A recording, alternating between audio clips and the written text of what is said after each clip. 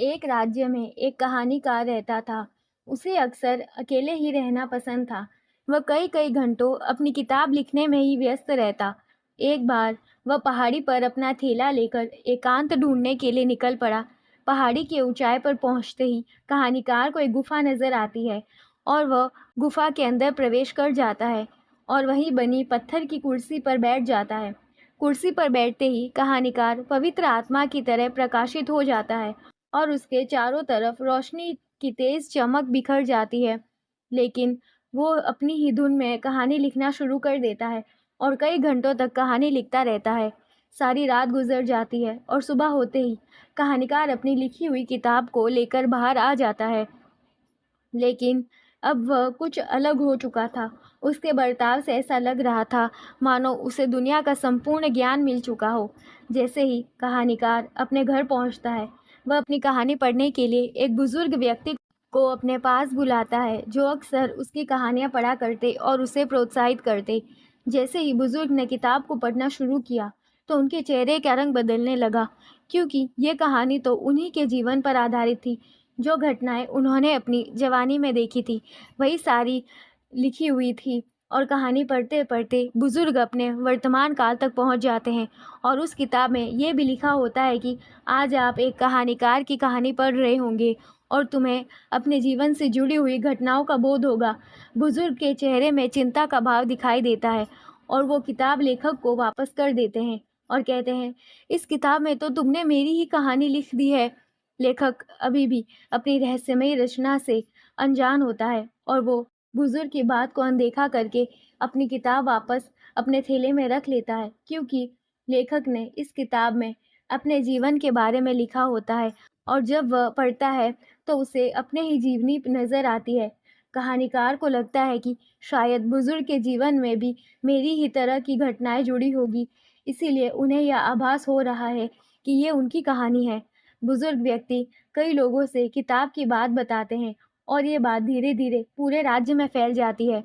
उस किताब को पढ़ने के लिए कुछ और लोग उस कहानीकार के पास आते हैं और कहानीकार खुशी-खुशी उन्हें वो किताब पढ़ने देता है।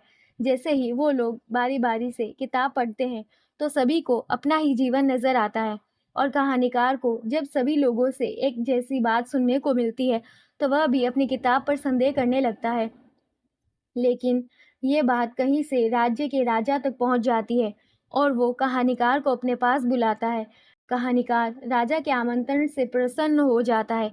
उसे लगता है उसकी रचना इतनी अच्छी है कि राजा भी उसे पढ़ना चाहते हैं और वो राजा के सामने उपस्थित हो जाता है। राजा अपनी सभा में बैठे होते हैं और कहानीकार से उसकी किताब की पेशकश करते हैं। कहानीकार भी उतावलेपन से अपनी किताब राजा की सुपुर्द कर देता है और जैसे ही राजा किताब पढ़ना शुरू करता है, उन्हें अपना अतीत नज़र आने लगता है और उनकी जिज्ञासा किताब को पढ़ने के लिए बढ़ती जाती है।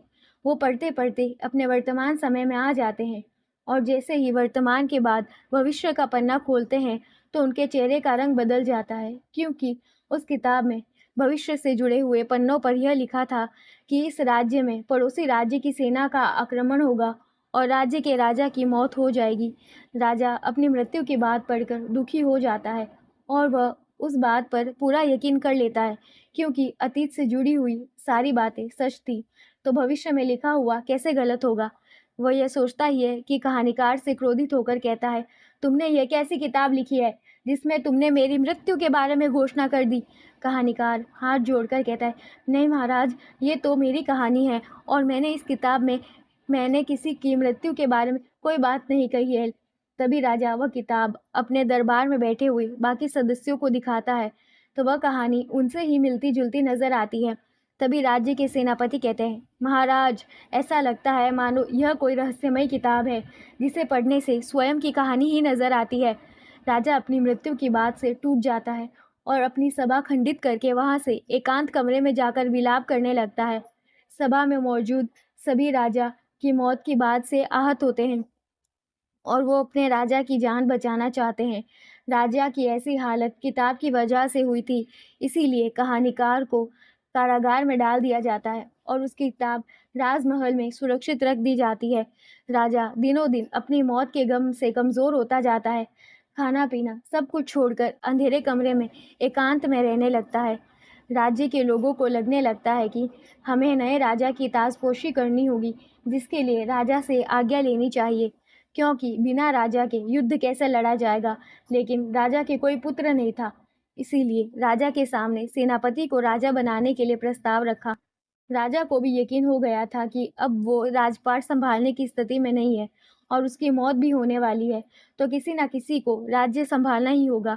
इसीलिए उसे यह ज़िम्मेदारी किसी योग्य सैनिक को देनी होगी और वो सेनापति के राजा बनने के प्रस्ताव पर मुहर लगा देता है और अपनी मौत का इंतज़ार करने लगता है। सेनापति की ताजपोशी होते ही राज्य में संकट की दस्तक हो जाती है। उन्हें सूचना मिलती है कि पड़ोस के राजा उनके राज्य में कब्जा करने के लिए अपनी सेना के साथ हमारे राज्य की ओर बढ़ रहे हैं और जल्दी ही वह राज्य की सीमाओं तक पहुंच जाएंगे। और होता भी कुछ ऐसा ही है। सेनापति, जो कि अब राजा बन चुका था, वह पूरी सेना के साथ मुकाबले के लिए तैयार होता है और जैसे ही दूसरी सेना राज्य की सीमा तक पहुंचती है, उन पर यह हमला कर देते हैं। सेनापति बहुत बहादुरी से अपनी सेना का प्रतिनिधित्व करते हैं और इनके युद्ध कौशल की वजह से दूसरे दल की सेना पराजित होने लगती है और उसके सैनिक उल्टे पांव भागने लगते हैं। लेकिन इसी बीच एक तीर राजा के मस्तक में प्रवेश कर जाता है और उसी पल वह अपने प्राण त्याग देता है। लेकिन सेनापति की बहादुरी से यह राज्य बच जाता है और राजा को जब यह बात पता चलती है, वह भागते हुए अपने सेनापति से, जो कि अब राजा बन चुका था, मिलने जाता है। इस घटना के बाद राज्य के पुरोहित राजा से वापस राज्य संभालने का आग्रह करते हैं, लेकिन राजा अपनी मृत्यु के खौफ से अभी बाहर नहीं आया था और वह राजपाट की जिम्मेदारी ऐसे हालत में नहीं लेना चाहता था। तभी पुरोहितों ने उनके दिमाग का संशय दूर किया। उन्होंने कहा, वो किताब इस राज्य के राजा की मृत्यु का वर्णन कर रही थी, जो हो चुकी। राजा ने पूछा, कैसे? पुरोहित जवाब देते हुए कहते हैं, राजा साहब, जो सेनापति इस युद्ध में शहीद हुए, वह भी राजा के पद पर थे और किताब में जो बात लिखी थी, वह इस राज्य के राजा की मृत्यु से जुड़ी थी, ना कि किसी सामान्य व्यक्ति की।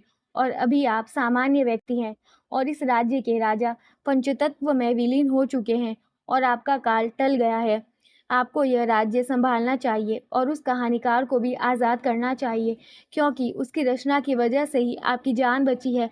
अगर आप ये बात नहीं जानते तो आपको अपनी मृत्यु की बात पहले से पता नहीं होती, तो आप ही राजा होते और सेनापति की जगह आप वीरगति को प्राप्त होते। राजा को सारी बात समझ में आ जाती है और वो पुरोहित की सलाह अनुसार कहानीकार को आज़ाद कर देता है और उसकी रचना के लिए उसे बहुत सा उपहार भेंट करता है।